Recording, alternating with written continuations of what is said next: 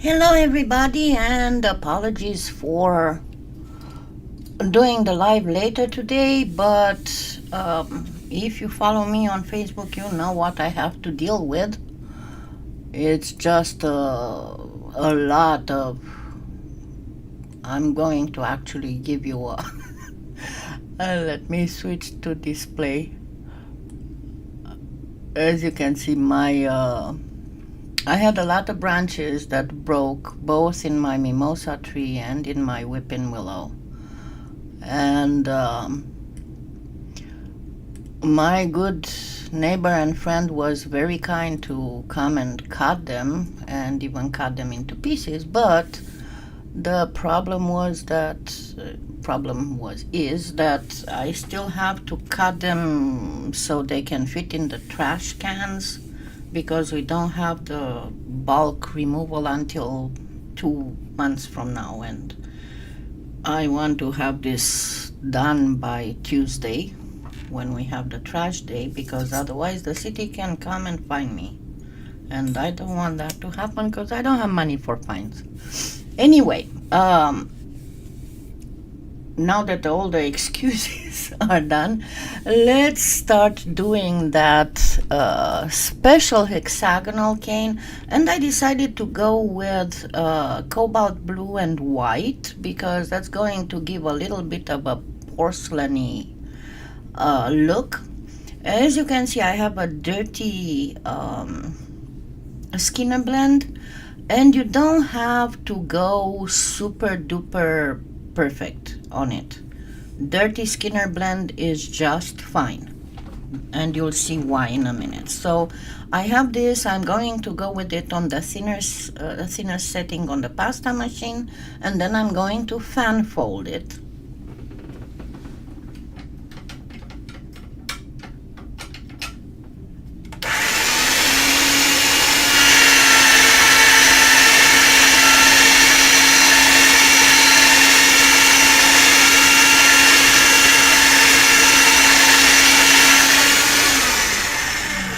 Go. And oops, I had the boo-boo in my pasta machine, I guess. I didn't notice it. Yes, I did a lot of Skinner blending. And you know how sometimes you clean the pasta machine, but there is one little bit that's hiding somewhere. And just, hi Elaine, I'm glad you made it. And it just comes up whenever you need it the least. Alrighty, so it is a little bit taller than what I needed, but it's fine because I'm going to have to reduce it. And as I said, it's a very unusual cane, and I will be giving you all the necessary information so you don't mess up the whole thing. Hi Rina, thank you. You didn't have to retract your message. It was a very nice message, and thank you for it. I didn't catch where you were from, but maybe that's why you retracted the message. So it's okay. I wish I could do more stuff right now, but unfortunately I can't because as I'm getting older, my whole stuff gets worse. And I was thinking the other day, and I figured out when I slowed down, because remember how productive I used to be? And I slowed down when I stopped taking pain medication. And not that I want to go back on pain medication, even if it would make my life easier, but that's the main reason. Anyway, I started getting used to the new Ozempic dose, which took about 3.5 weeks, much less than the other times. So that was a good thing, and is a good thing. And not only that, but thank you. But also, I started finally losing weight, so I guess that this dose is exactly what I needed. But what we need to do, I'm going to reduce, stack, and mirror this so that we have a little bit more, how can I say it, more dimension to the cane. And once again, it is a little bit difficult, but it will be, I will try to make it as little difficult as possible. Thank you so much. Yeah, I know how you know. But yeah, the main problem is that I'm facing, with everyday housekeeping and stuff, I'm facing issues. And you know, when you're already tired and in pain, it doesn't really bode well for your creative juices. Okay, so we are going to put and you don't have to do it with these colors, okay? You don't have to do it with these colors. You can use whatever colors you want. Again, why I decided to go with these colors is because I thought it would look more porcelainy, and you'll see why with this specific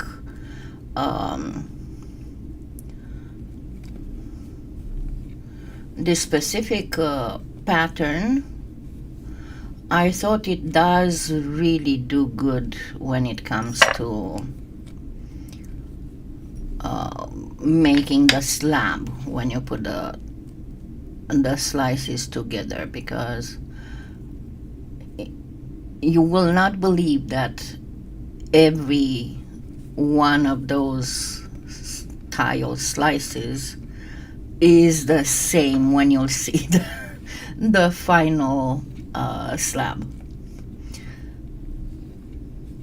But one thing I know, and thank you so much, one thing I know that I have right now, it's over 1,500 videos, both uploaded videos and lives out there, and I try to organize them in playlists to make things easier for people to find. And you can always look, if you go to my channel on YouTube and use the search function on the channel, you can find things fairly easy, because I go in and I try, from time to time I go back to older videos, and I'm trying to make sure that all the tags are proper and they are showing exactly what the video is about. Okay, let me try and figure out if I have enough of this. So like this, and I go like this. Yeah, this should be enough, because I don't want to go too big so I don't have problems reducing it. Today yesterday I had problems because, as you know, I have arthritis at the base of the thumb here, so doing all kinds of cutting motions hurt my hand. But today I used loppers mostly, but it's so darn hot, it's unbelievable, and tomorrow's gonna be hot too. So that's why I couldn't do anything at 12:30, because I had gotten back from outside and I felt I was on the brink of a heat exhaustion thing. So I went online real quick and I got the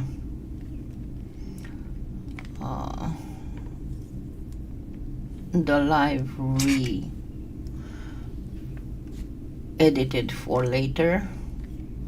Then I went, you know, I took a shower that was more on the coldish side to cool myself, and then I had to lay down.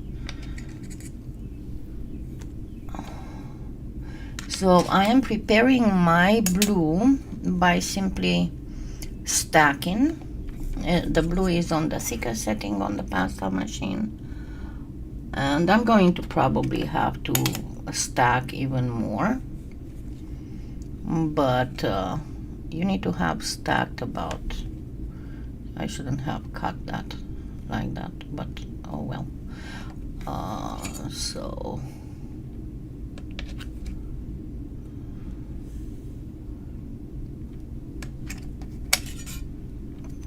three, yeah. So you need 6 lines of thicker setting. Hi, sweet pea. How's it going? Now, oh, that's one thing I didn't get. I didn't get my notebook.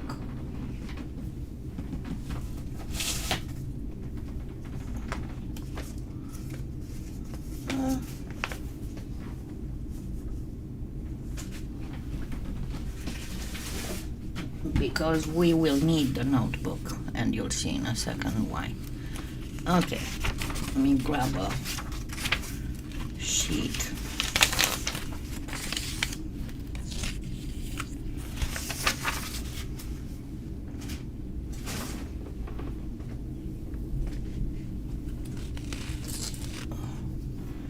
And an old thing. So back on my thing. So I'm gonna going to draw the hexagon.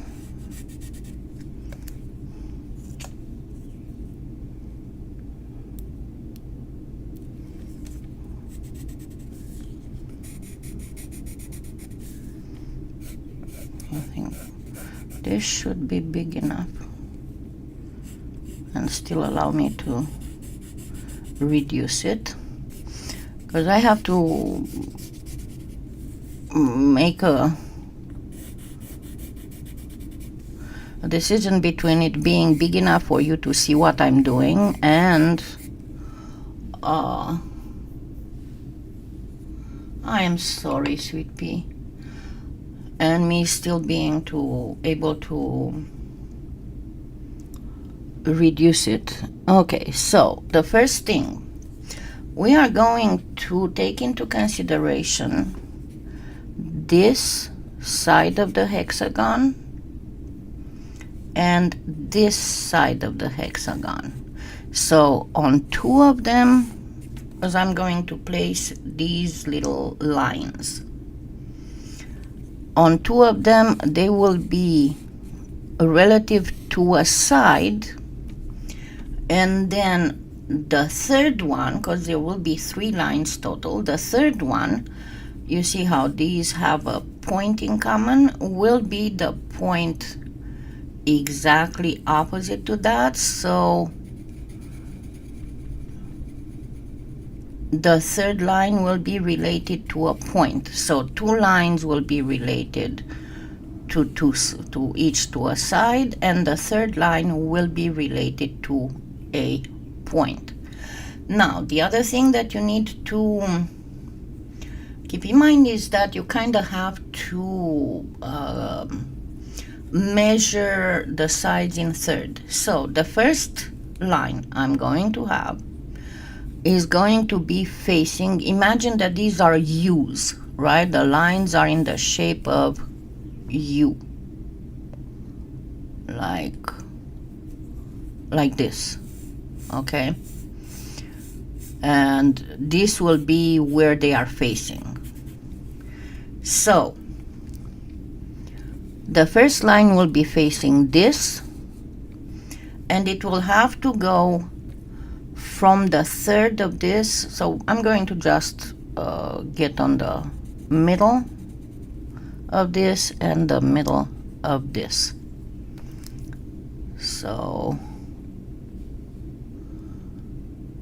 it will not go all the way to this. This is the middle of the, I hope it's going to come up. because I hope it will come up. This would be the middle of the hexagon, and we don't want it to go all the way to the middle, but kind of sort of there. Okay, so this will be the first line.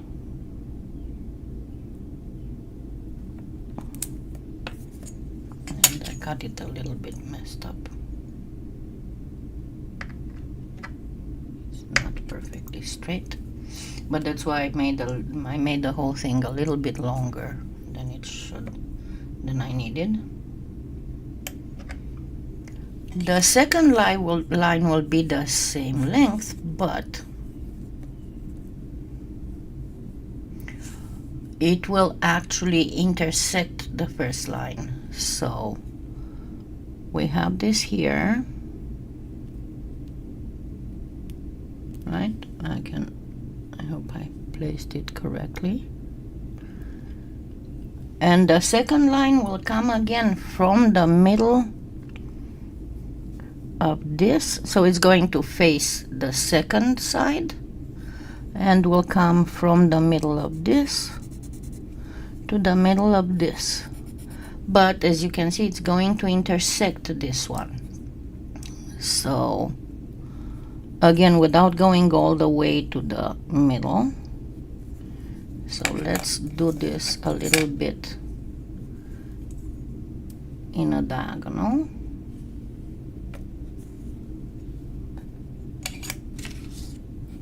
So it's going to be pretty much like this.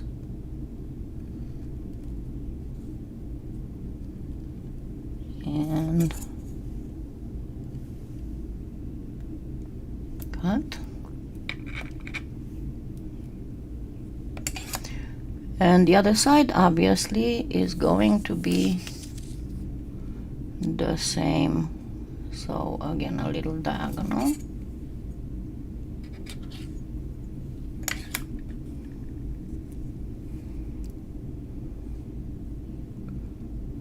Only that the diagonal is going to be, see, like this.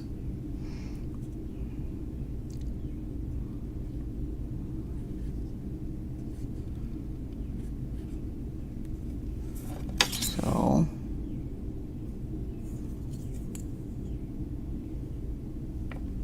cut. And then we have the third line.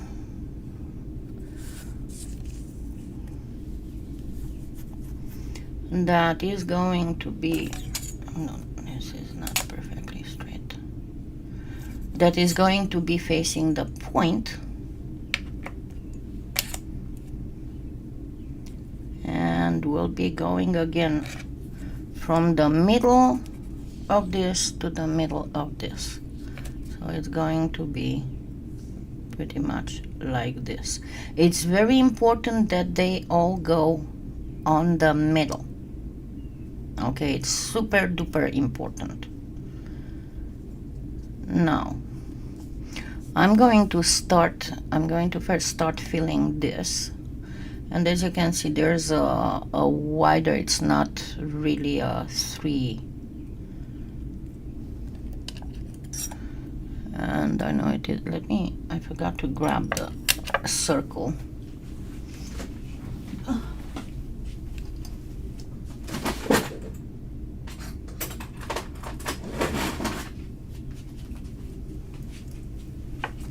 Because you will need a circle cutter. So let's see which of them fits here. I think that this is a little bit too wide. I think that this is the perfect one. So I'm going to cut through like this. Again, I said that I'm going to have to do a lot of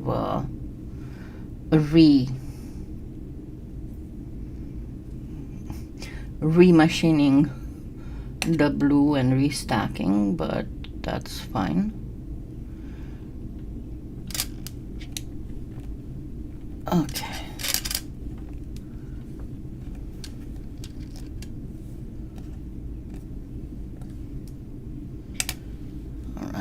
So I am placing this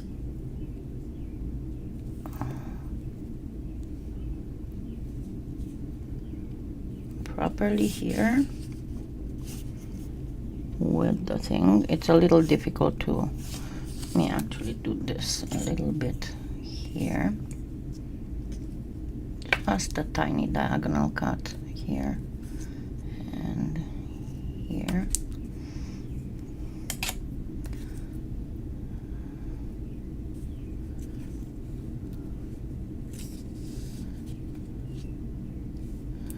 Might actually be even smaller.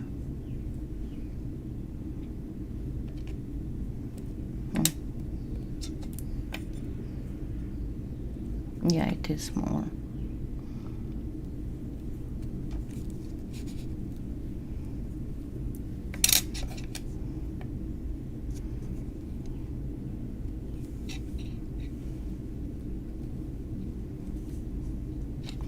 Okay, so now I'm going to get the cutting like this. If you don't mind, I'm going to go off camera so I can make sure that I cut it properly, because I need to look from above, and right above is the camera. So if you don't mind, I will be doing this a little bit off camera.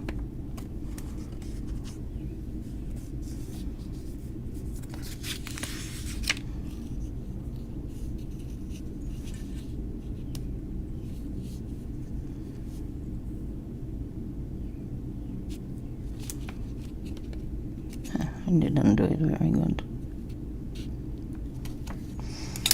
Now, one thing that I hope won't scare you too much, but these have to be very precise cuts.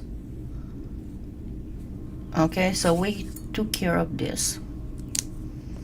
Now, as I said, I'm going to have to get the blue through the pasta machine again.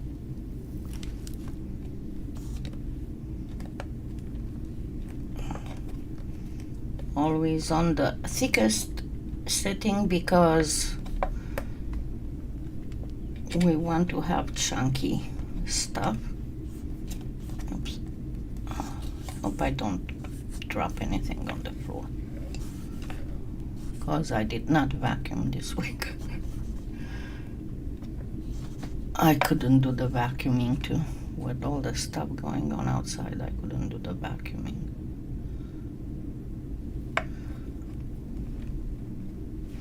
Alrighty. Give me just a minute. Yeah, it helps if you bring back the setting to thickest from the thinnest.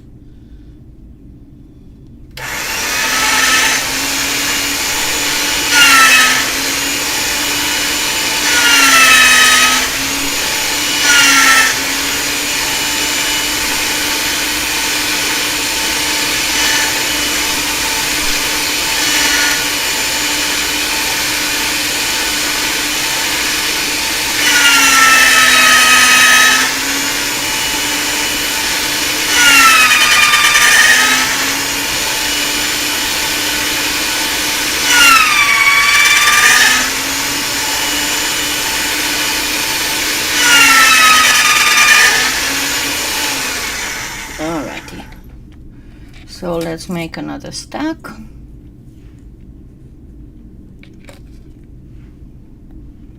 I'm going to go directly to 3 this time. So remember, we need 6 layers.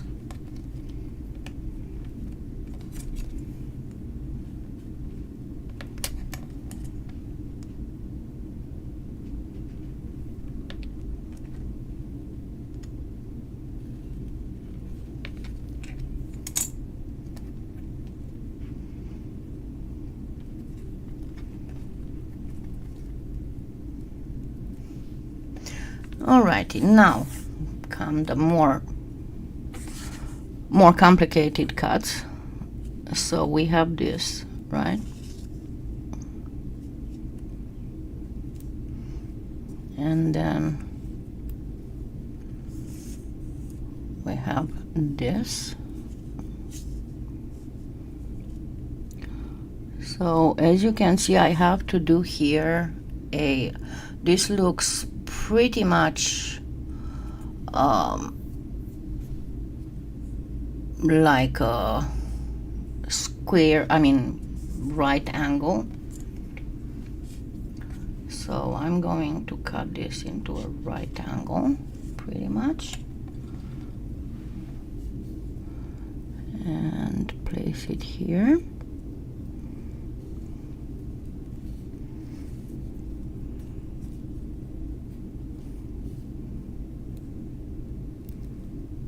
And then again, I'm going to cut off camera because I need to cut. You just go by that's why you draw this. You're gonna go by the lines here.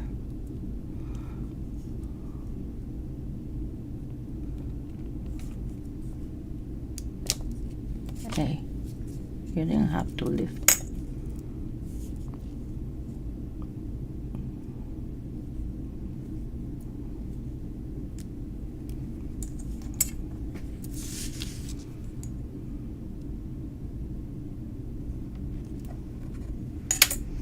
And I know the most difficult to cut will be the one that comes in between them. Okay, between these two and the third one. Okay, the third one, the third line, that's part of the second line. So as you can see, this is a little bit pointy, so you kind of should have already the point from cutting here if you go in a straight line. After you did this, so you have a 90 degrees, and when you cut from the block, when you cut this, it will form the angle that you need here.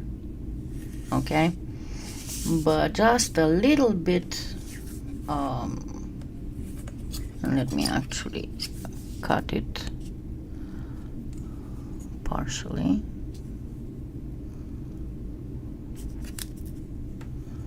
It helps when you use the sharp part, because see here, right here, I need it to be a little bit, just a little bit rounded.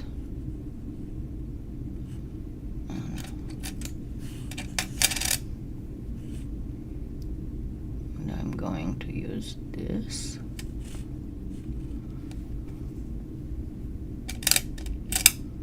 I hope that I make it easy to understand for you.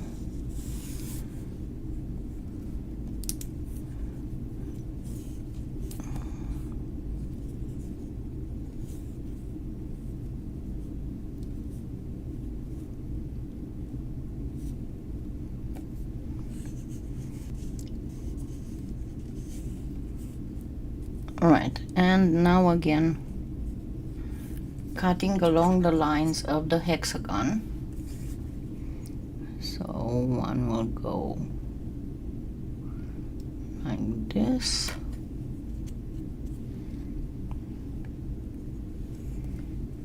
And then we follow this one like this. Now we need to do this one, and let me see, I have a pretty nice edge, so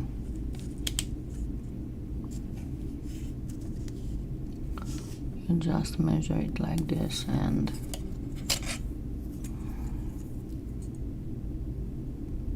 just notch it.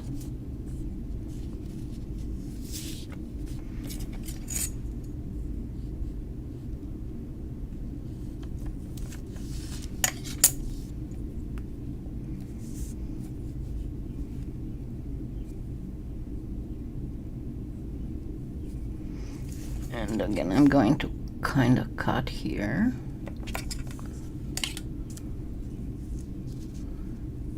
And give it a little bit of a round up here.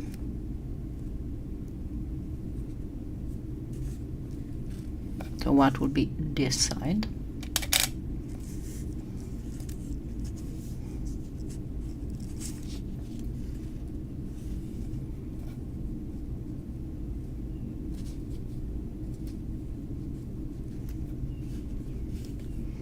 And cut again along the lines, the sides of the hexagon.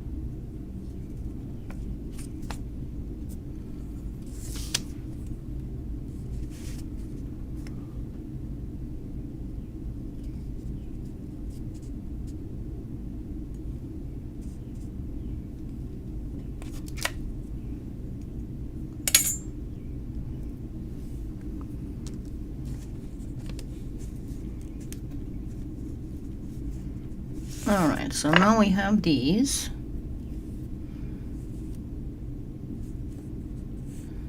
And we need to do the middle here. That's what I said is going to be the hardest of all. So let me get this back in the pasta machine.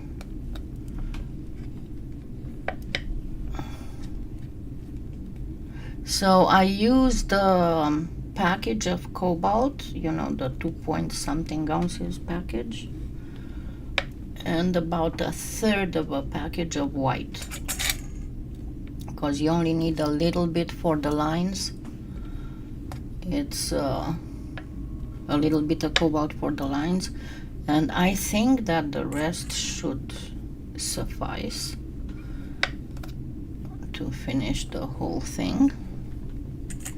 And this time I'll be able to show you how to, but I've showed you before, how to reduce a hexagon. I love hexagon canes because they fit so nicely when you start putting them together. And you can do all kinds of things with them. I know you're looking at this and you're like, what the heck is she doing there? Because it doesn't look like anything.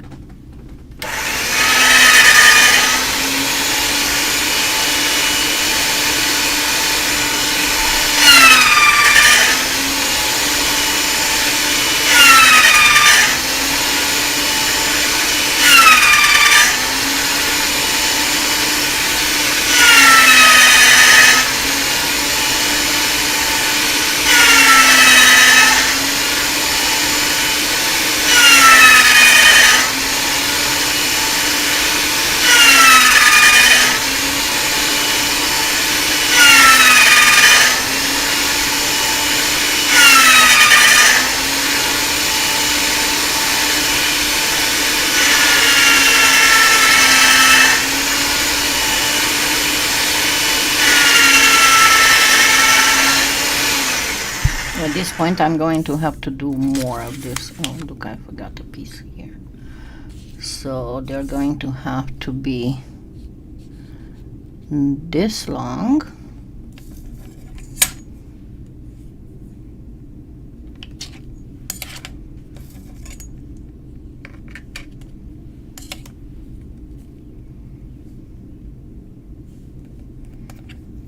As I said, I'm going to have to do a lot of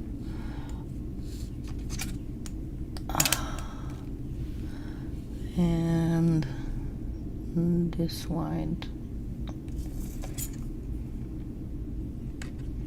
And don't worry, I have another package of cobalt if this is not enough. I should be just fine. Also because it's going to come, a lot of it is going to be cut out.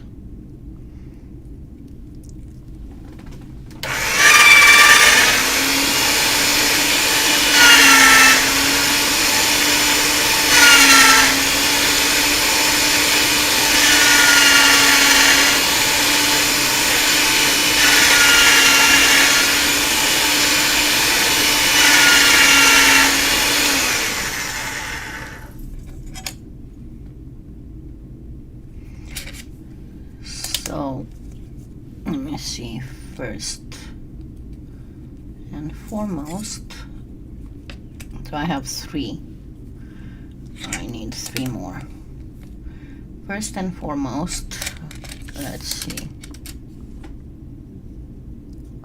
So this should be good enough.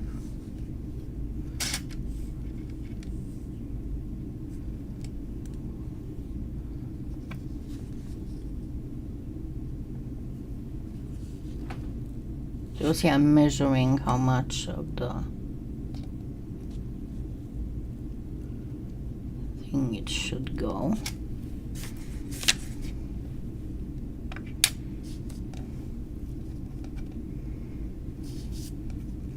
And then on top of this should come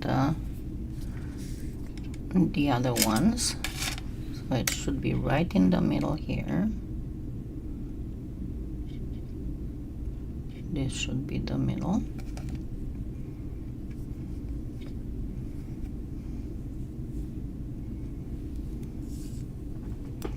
So again, just measure, hold your fingers and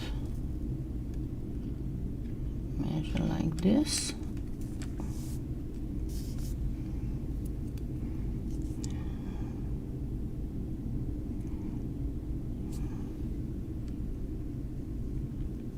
And like this.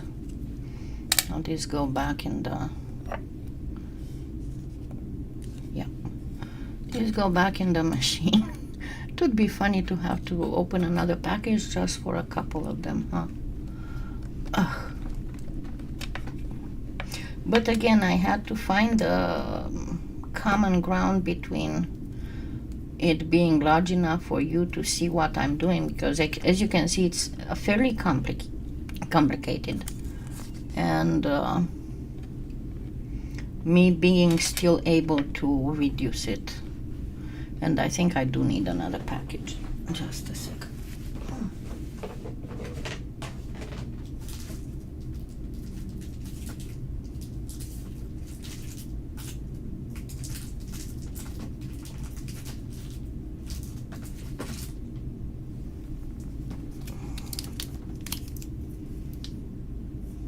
No? I was wrong. I have ultramarine. Oh well, I'm going to have to. Yeah, this is ultramarine. I should have started with ultramarine, not with cobalt. Oh well.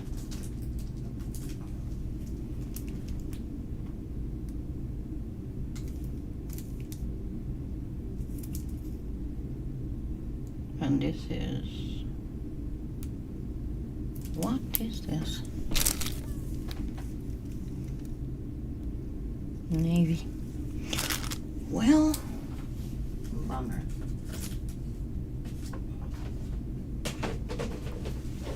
I didn't realize that was ultramarine, not. Oof. It's going to be tight, okay, but we'll do it.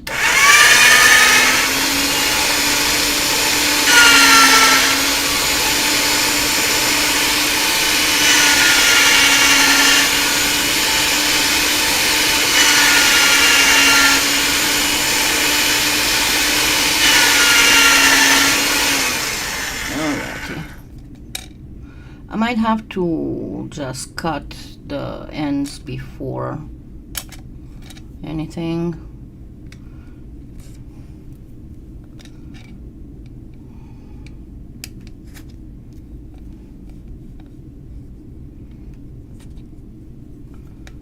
Sorry about that, it's my fault. I should have checked. I didn't even think that I would order regular ultramarine, because I still have a half of a brick, how I call them.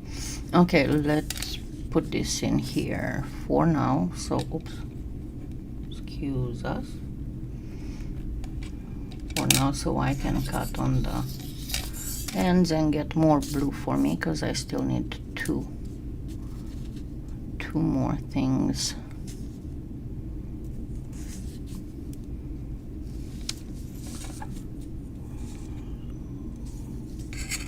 It's almost sorta kinda.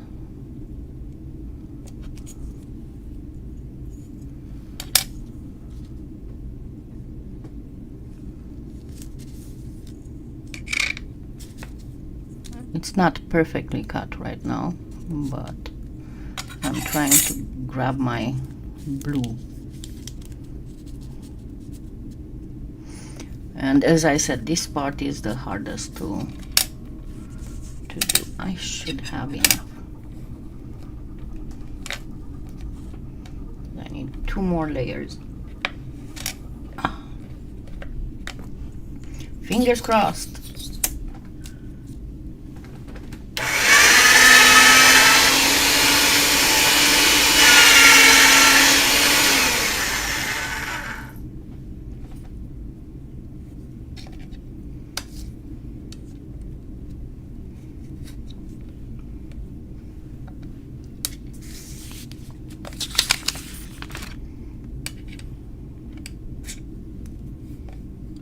And 1 more after that, and I think we'll be there.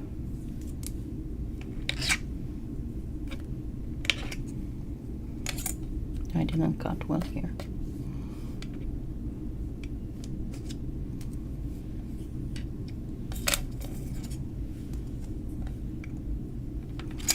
And 1 more. All the eyeballing stuff. I told you I'm always eyeballing, and usually, I mean 99% of the time, I am right on.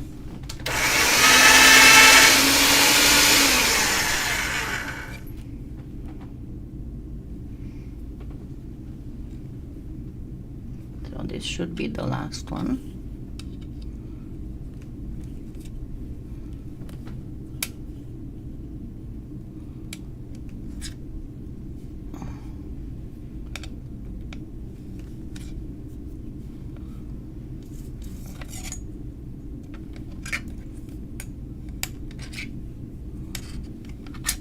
I am not happy with one cut, and I'm going to go back on it too.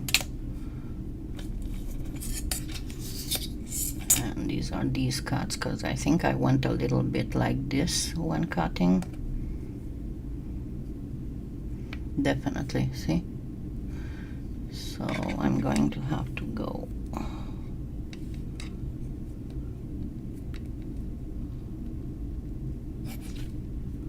more in, still a little bit more in. There we go. And this one, not so bad, but still some. And this one, just a little bit here. All right, now we can start getting it together. Okay, so first we are placing this. Don't worry, it's going to get recut properly, so we won't have problems. Just make sure that it is on the lines. Always put first your do first your, and I think this needs to be a little bit deeper, farther in.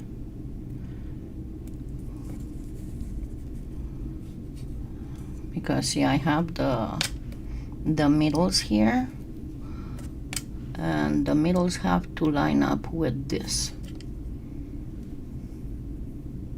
Yes, you can, but the problem is that when you're going to reduce it, if the line is very thin, you won't be able to see very well.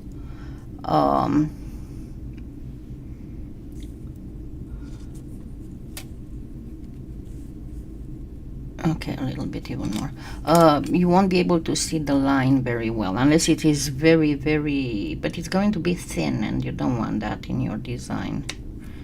I actually made it a little bit thinner than I would have, just to make the explanation easier.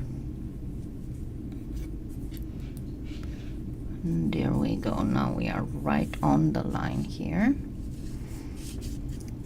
So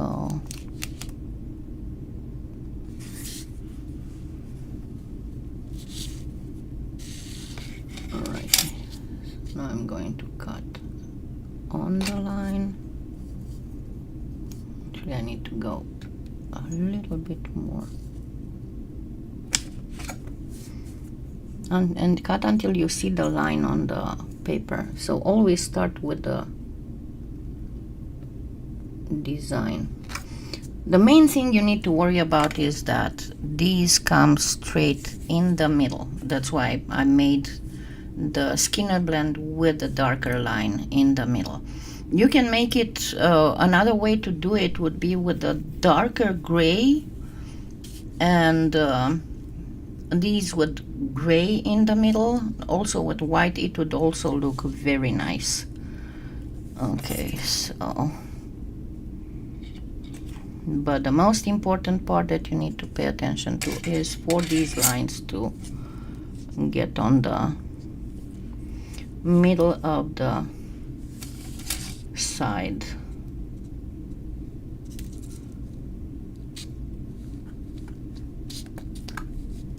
Okay, this is a little bit.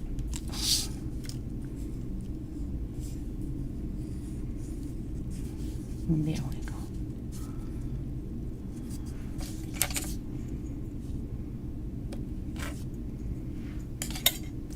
There we go. Now I got it all.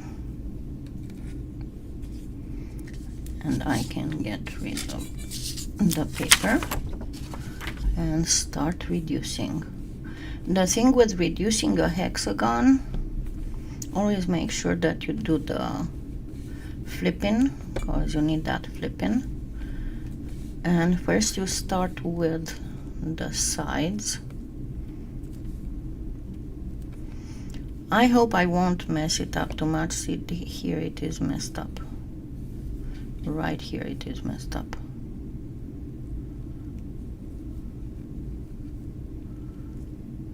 This is not deep enough.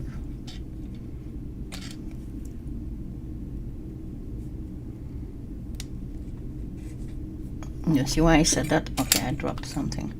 Because the line was not in the middle. And you need that line to be in the middle. Otherwise the pattern will not repeat properly.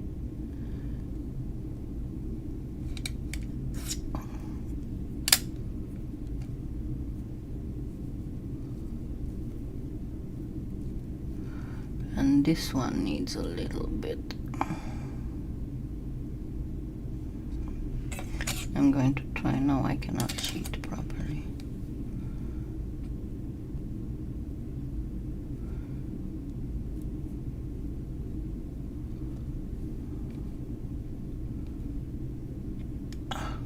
Oh well, we'll try like this, because I don't like this one. Is a little bit too that way, not enough this way. Let me try this.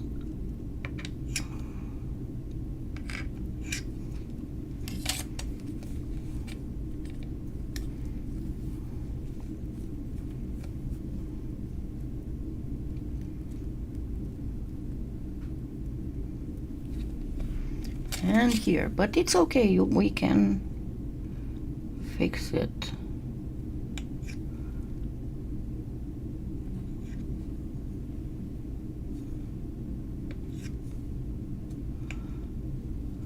And this is how you can fix it when it's not perfectly perfect. So remember, the main problem is to have the lines in the middle of the side.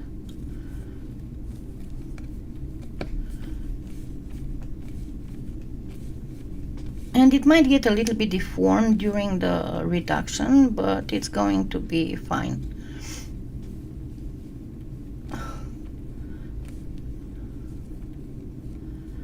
Oh, shorter. Well, yeah, but remember, I wanted to be big enough that I can you can easily see what I'm doing. I know it's going to be a little bit more difficult to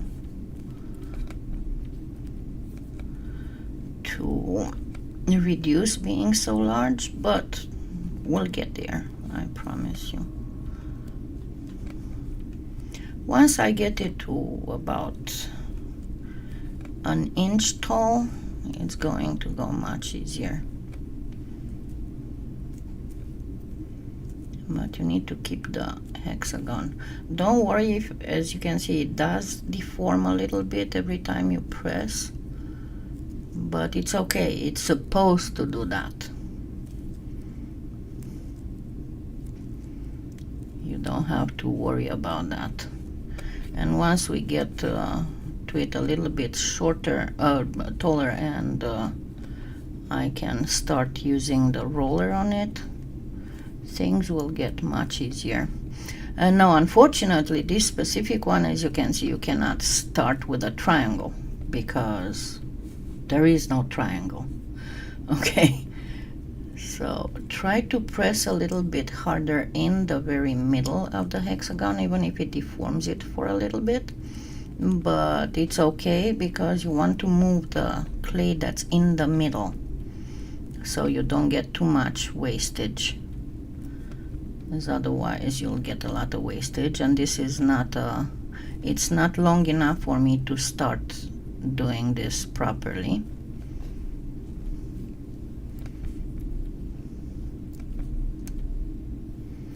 And yes, I'm going to get it very thin, very thin, very small, small enough that you can see the pattern. And I am planning on doing a bead necklace with it.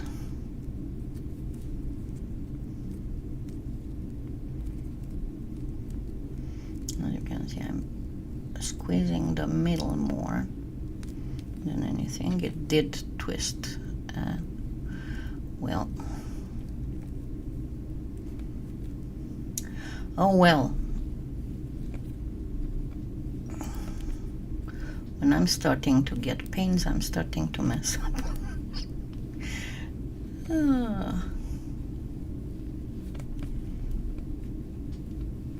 I'm not sure if it's going to go proper,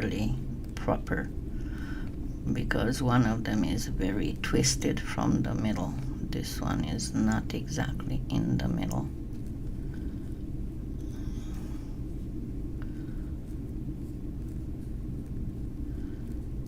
I'm trying to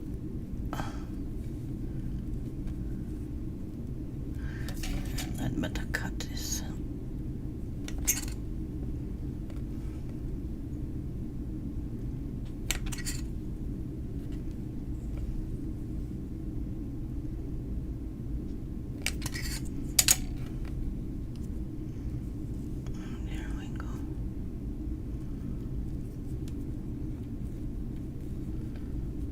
This is what I don't like.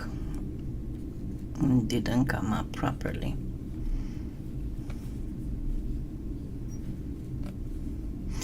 But I think that the best for you not to make mistakes would be to actually draw these, you know, and then cut the pieces.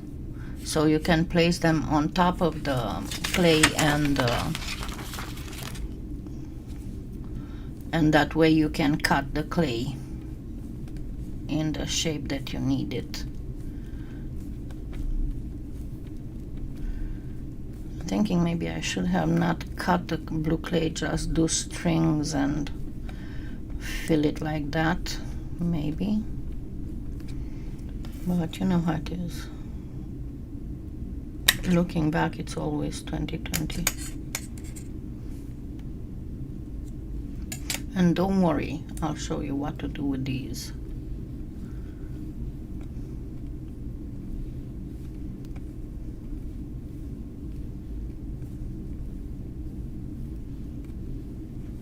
I always turn it, flip it over, because a lot of times I have the tendency to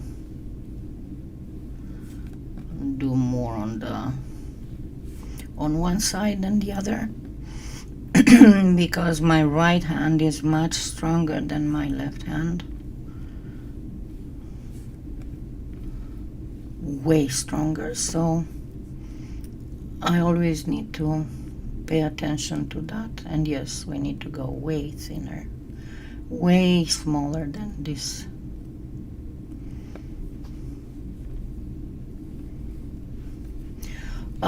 To be very honest, this would be a clay that would be the best worked with a female professional.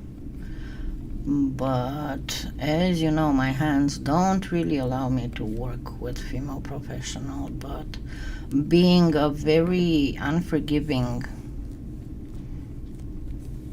cane that you cannot really allow to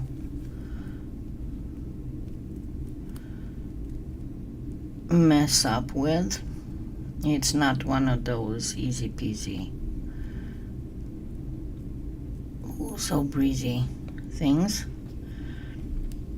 that we do all the time with a base triangle and so on.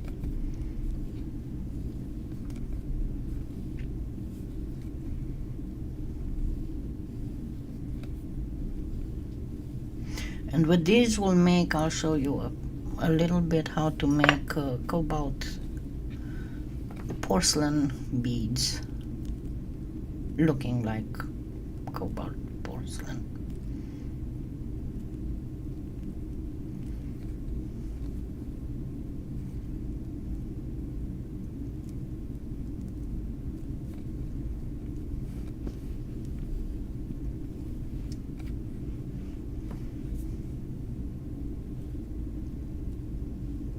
Almost like it lost the corner here.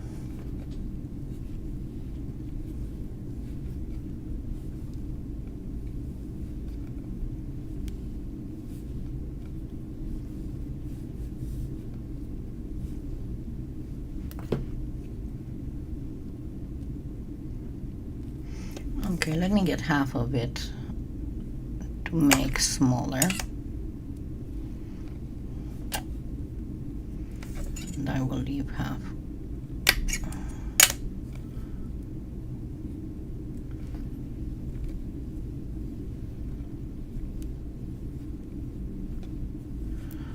The wonder, how is it going to look like? I hope I'll still be able to show you even if I messed up a little.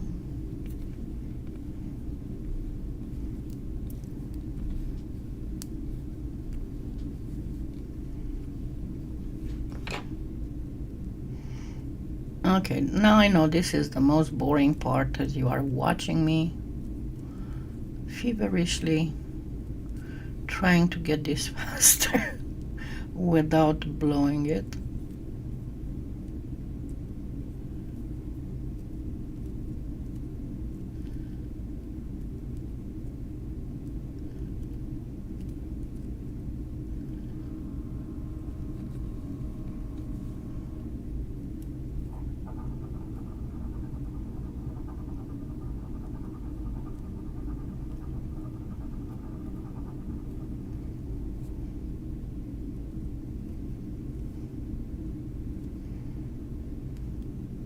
Okay, let's try and do this.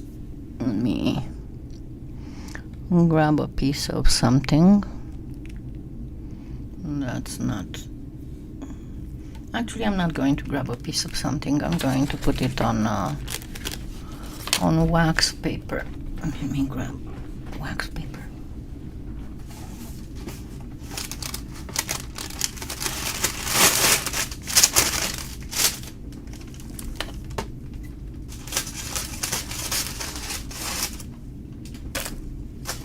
And the whole trick when arranging them is to have because remember I told you that it's very important to have the lines in the middle of the side. It's super important. Okay, now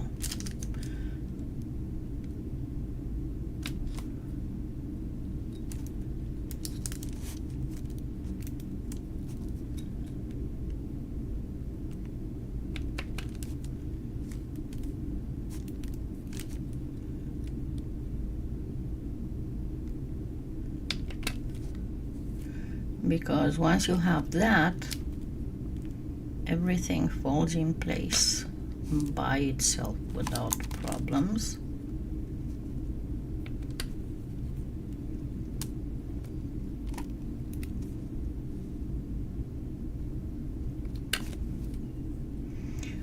And it will be a fairly randomy pattern.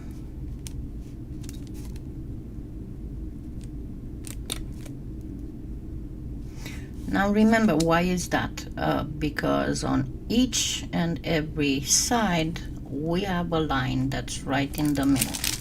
So no matter how you place it, of course sometimes you might have to flip the slice, but no matter how you place it, it will connect with another line that's in the middle of the side, of the hexagonal side.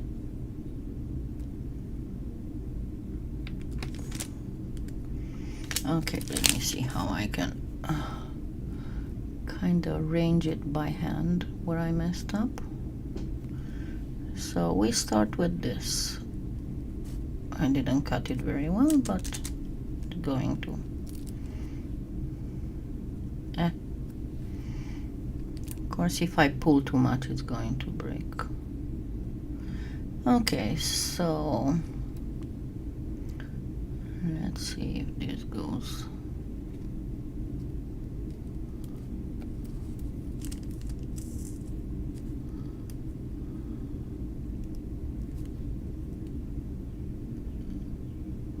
This is pointy. This is just because I messed up when reducing.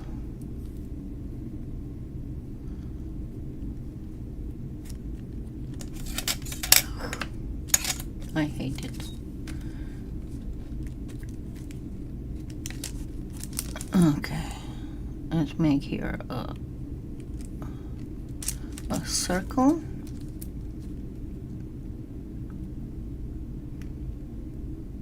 Because in the middle of this one should be pointy, in the middle of the small thing.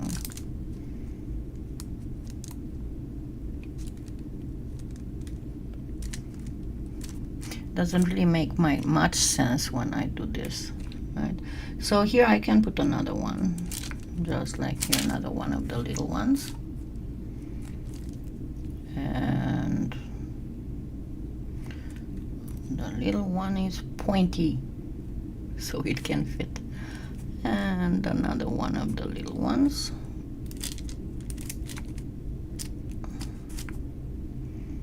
And another one of the little ones.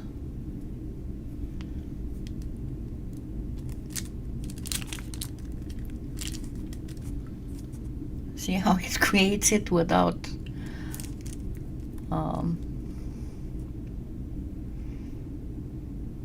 okay, so let's get this like this.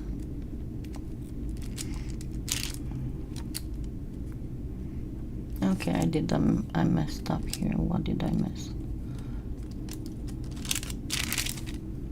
I messed up because here should be a point. This is where I messed up.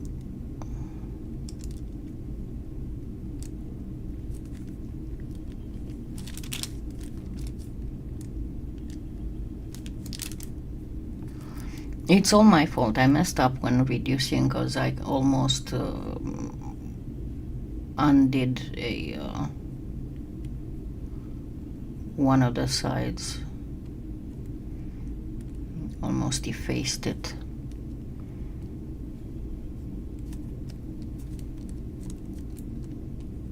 But you get the idea.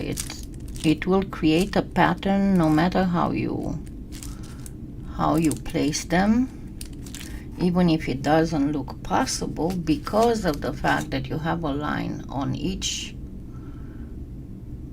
side of the hexagon.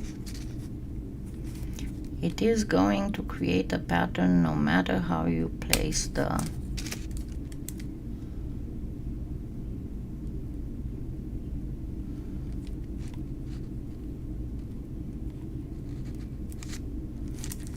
slice.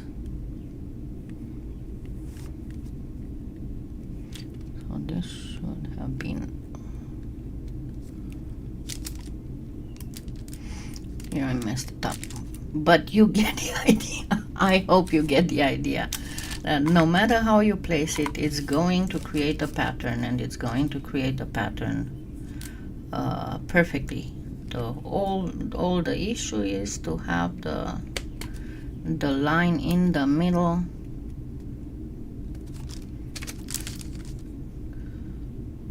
of the side of the hexagon.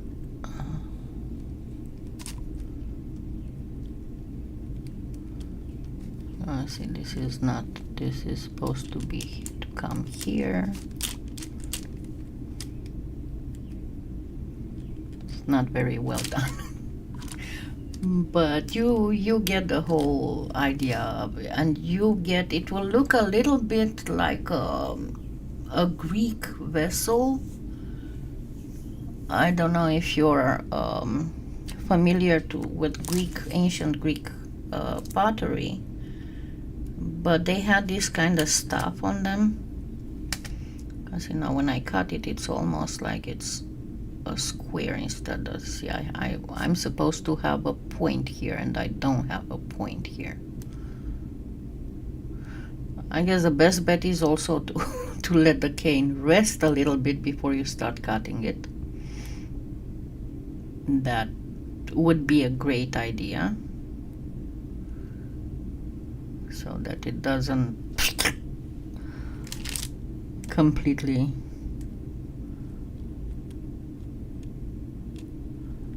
faint when you try to cut it.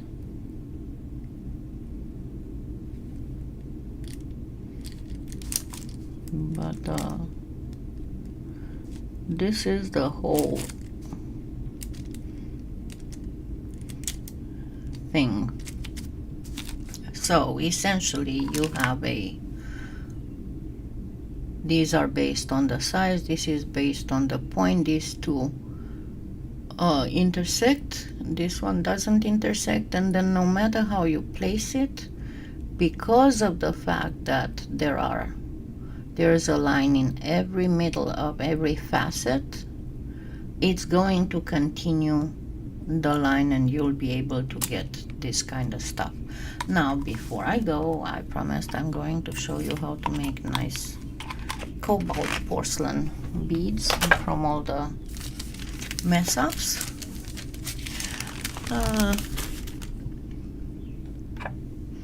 So I'm going to get these.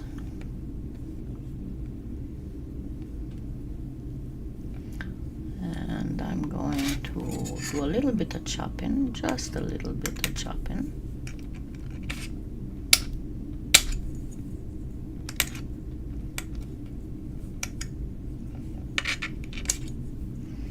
And then a little bit of foil,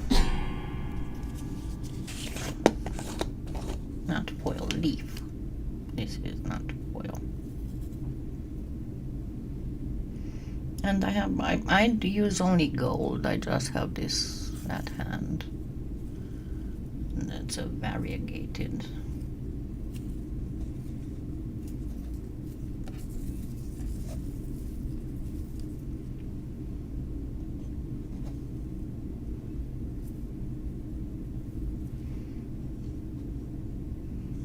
And I'd go with either gold or silver. The variegated doesn't look that good. Yeah, that's what I do too, but when I'm on a live, I cannot afford to tell people, hold on, I need to put this in the fridge. Let's look at each other for a few minutes while my cane is getting cold. you know. But yeah, it shouldn't be that hard. I thought I might have issues when reducing because of the whole getting warm thing. And you don't, with this, you don't even have to go too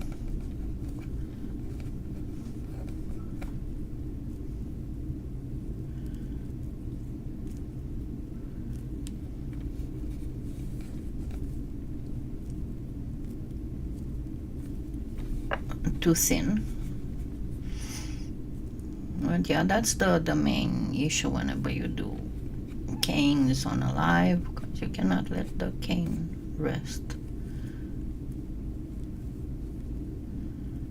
Okay, so we are going to do just a little bit of twisting, not a lot of twisting, just a little bit. And make sure that it is nicely flattened. And to make my beads, and you can make beads of various sizes and then just put them in a, you know, tiered, put them in a necklace. I'm gonna make these the same size now.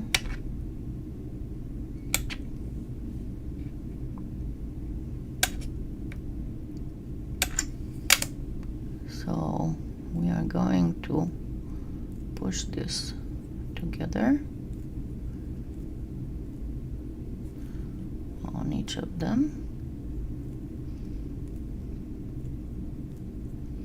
And these work the best with the bead caps that are a little floral. And you can make them round or you can make them oval. Remember that polyclay play has those bead making noisy little things. They are noisy, but they do a great job. And I have blue hands from all that cobalt. Yay, blue hands.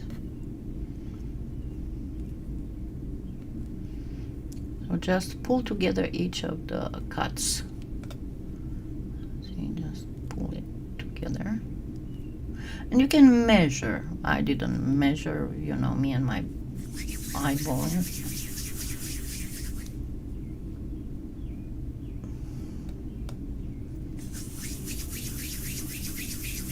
And then you can varnish them. We'll make a few different shapes.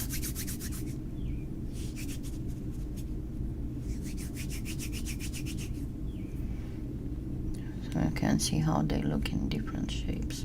So this should be a round, an oval. And then you can go do this with this finger. Actually, you can do this finger, but my finger is, remember my index finger is nerve damaged. So do this, then turn it around and do this. And do this a few times. And you'll get a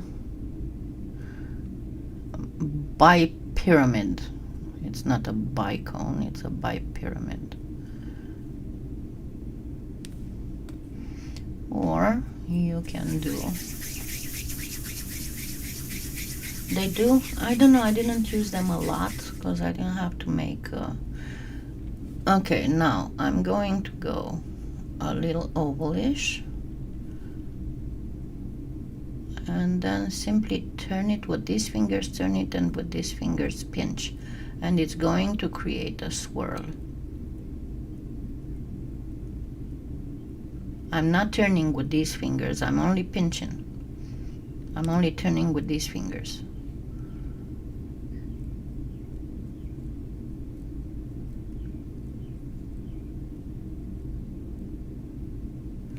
And there we go, we have a twirly bicone. Oh, you did? I'm gonna try and do that. Stop squeaking. Seamus has to squeak something to me. And then of course you can go with, okay, so lateral, lateral. lateral, lateral, and we get a rounded cube.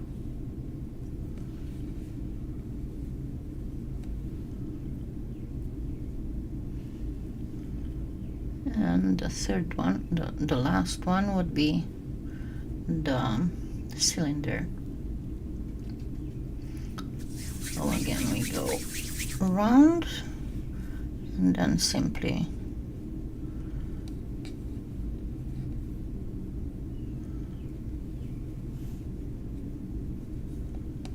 and on this one you can cut, or you can make a, I don't know how these are called, bow ties. You just use your finger in the middle.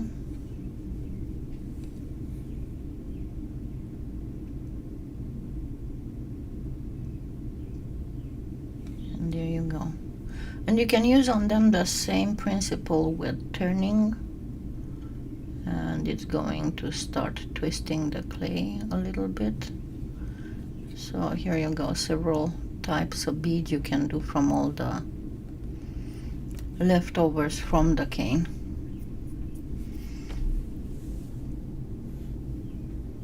That's good to know. Thank you for sharing, Elaine. Okay, so I hope you got this. I'm going to put this again, and I'm probably going to end on this so you can see it at the very end of the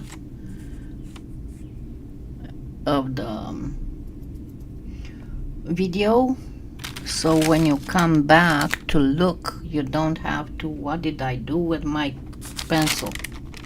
You don't have to search for it. I lost my pencil, gremlins.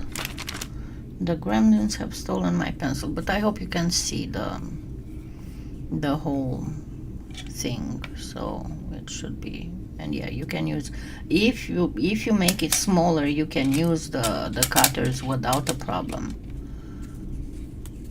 Okay, so this is what we are getting, and some beads, and I hope you enjoyed it, and I hope you will try it yourself, because it's an excellent cane. As I said, it's not very usual, and to be honest, I haven't seen anybody trying to do this. I did it a long time ago. I used to do, as I said, in ancient Greek, but I would do it with black lines on beige, kind of like something between beige and terracotta color, and then I would put them, where's my, darn it, where's my pencil? I lost my pencil. I was going to show you a design. Let me see if this works. Let's try. So I would do with beige and black. So I would do, let's say this is it. So this would be black, and then I would have another thin line of black, and here I would do the triangle edge with one,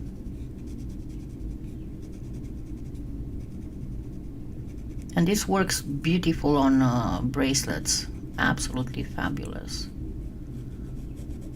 And then in here there would be this whole twisty thing. And of course you can try it with other colors, but that combination that I used to use with the beige, between beige and terracottas, anywhere where you get that, and if you use black for the lines, it will give the feeling of ancient Greek stuff. So you can try that too.